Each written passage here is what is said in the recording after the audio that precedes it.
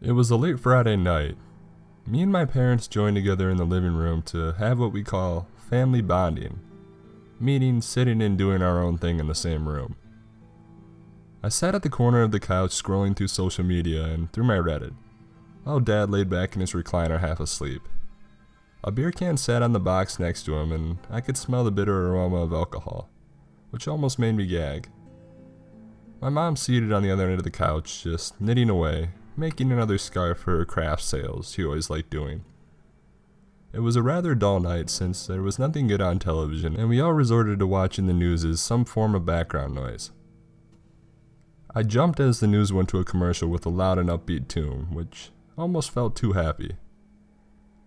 The commercial began with a voice that said, "Tired of using knives and blades that just won't cut, leaving you stressed." What was strange in the voice was that it sounded deep and somewhat distorted. Even more, the people using the knives shown in the video all wore what looked like black bags over their faces, as they stumbled trying to slice the tomato or carrot that was in front of them. I lowered my phone slowly as I started to stare at the strange infomercial that I'd never seen before. I looked at my mom, whose expression matched my own, as she stared at the bright television screen. I nudged my dad, who grunted as he slowly opened his eyes. As he came to it, his face soon turned to the same confused gaze that me and my mother shared. A man dressed in a red polo shirt and black pants stepped into the camera view. His face was covered in some odd mask. It had a mustache and dark empty eyes that made my stomach churn as he spoke in his deep voice. "I'm here today to show you the amazing power of the cereal blades," he said in a cheerful voice as he held up what looked like a large cake knife in one hand and a butcher's knife in the other. The camera slowly panned as he trotted off to the right of the screen, showing the same 5 bag-headed people all kneeling in a row. Each had their hands tied behind their back, and I assumed their feet as well because they weren't able to move. I felt my breath get heavy as I quickly tried to change the channel before we could see anything. It was in vain though, for no matter how many times I hit the channel button, that same commercial would appear. He walked up to the first hooded victim, holding the cake knife in his hands, and threw off the bag. My eyes widened when I saw the horrified look on 14-year-old Bobby Richards' face. Tears stained on his cheek as I heard his muffled cries through the white fabric stuffed in his mouth. Bobby was a classmate of mine, and we also went to the same church. He was a very polite, Christian boy who had straight A's in school. There was even talk of him possibly making it into a big Christian college upstate. My mom gasped at the sight as my dad sat wide-eyed on the edge of his seat. I could see the reflective glow of his sweaty forehead as he stared at the screen. We could hear sirens outside of our house as dozens of cops buzzed past our house, probably on the look for this psycho. A number slowly appeared on the screen as the masked lunatic said, "Call now if you'd like to order this amazing kitchen knife, but time is limited, so call now." A timer appeared on the screen as it began to count down. 59, 58, 57, 56. My heart raced as the clock slowly counted down, watching as he drew the knife closer to the boy's neck as Bobby began to sob. The clock had reached 29 when there was a ring on the commercial. "Looks like we have a buyer," he said in glee as he let go of Bobby.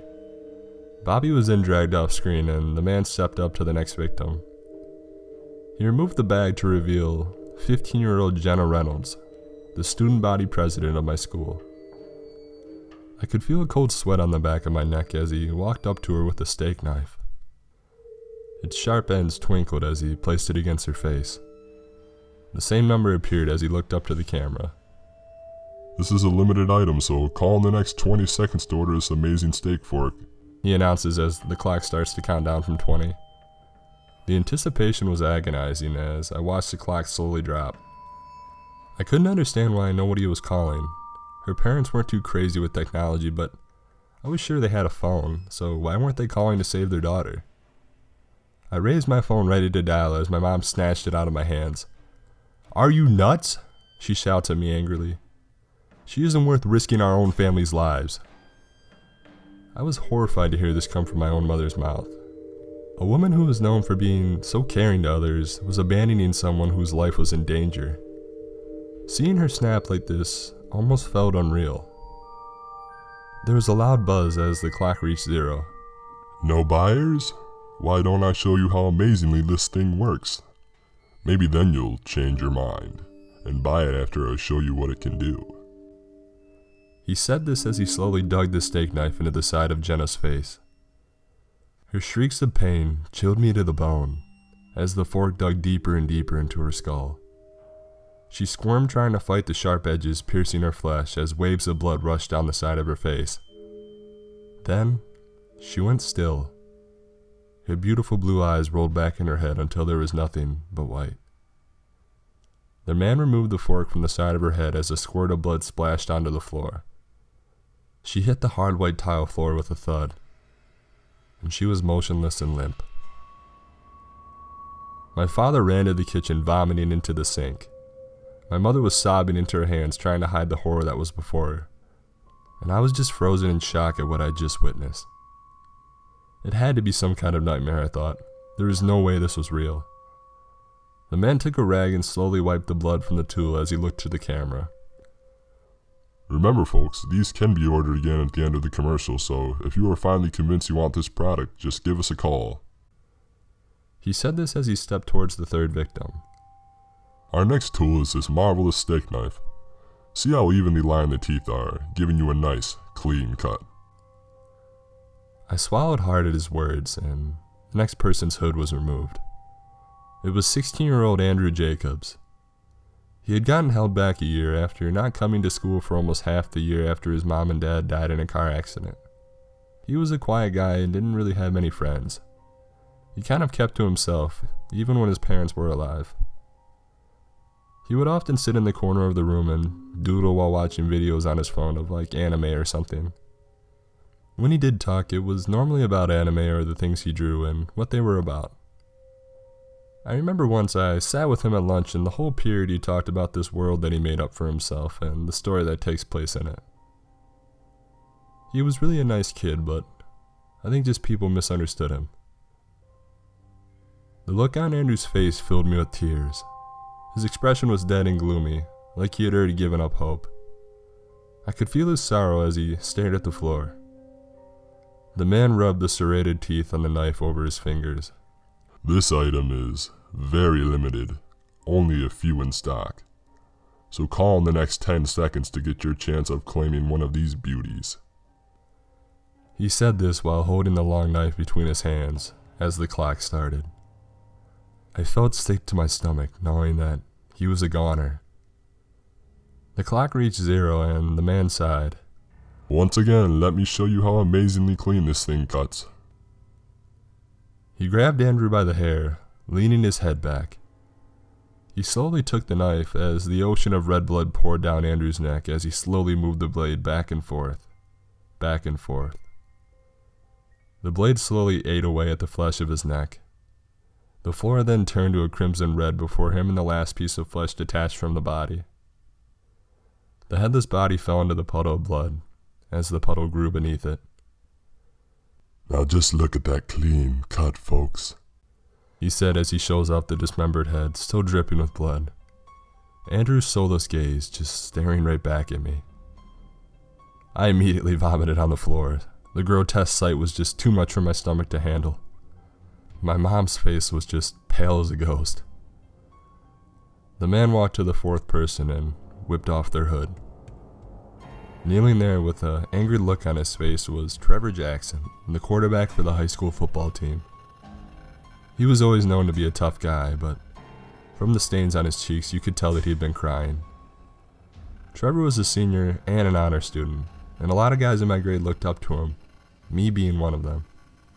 He was an excellent role model who always helped those in need. He did what he thought was right. A lot of people from other schools would harass him, calling him a goody two-shoes, but he didn't care. He was one of the most popular guys in school and in our town. The salesman held up the large butcher's knife in his hand, like he was ready to slaughter a pig to be hung. The number once again appeared and a timer was set for 10 seconds.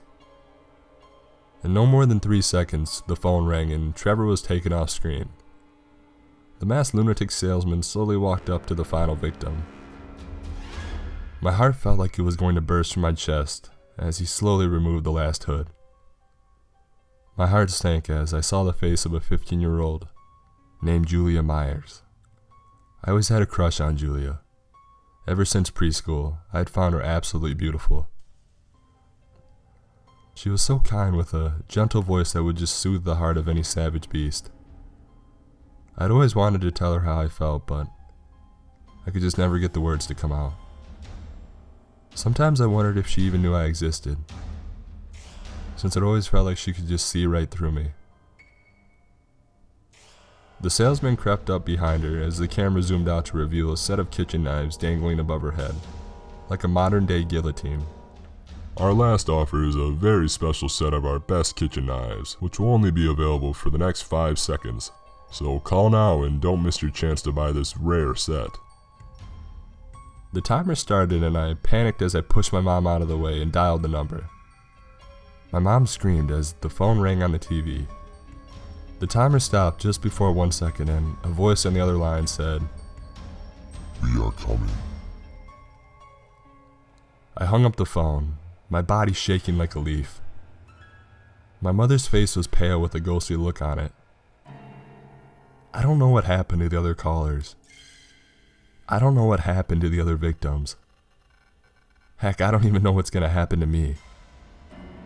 I couldn't understand this man's motives, and I don't want to. But whatever you do, please, don't buy from Cereal Blades.